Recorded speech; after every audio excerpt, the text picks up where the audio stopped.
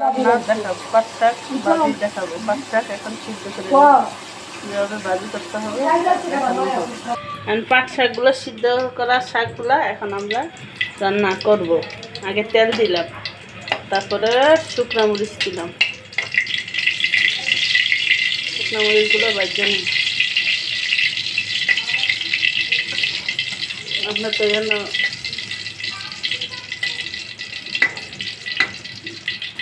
শুধু খান। এখন পেঁয়াজ দিয়ে দিতেছি। শুকনো মরিচগুলো বাইজা এখানে রেখেছি। পেঁয়াজ রসুন দিয়ে দিলাম।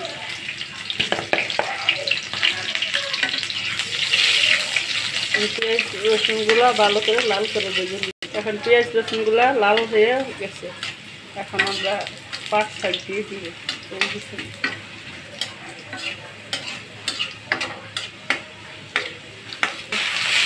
পাট শাকগুলো দিয়ে দিব।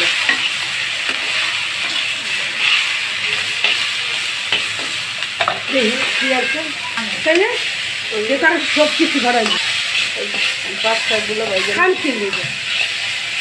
পঁচিশে কাগজ দিতাম। এখন পাট শাকগুলো ভেজে নিলাম।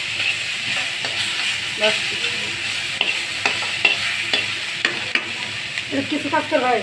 এখন কাঁচামরিচ দিয়ে দিলাম। আমাদের শাক রান্না শেষ। এখন শাকগুলো ঠিক আছে। পাট শাক রান্না কেমন হচ্ছে সবাই বলবে।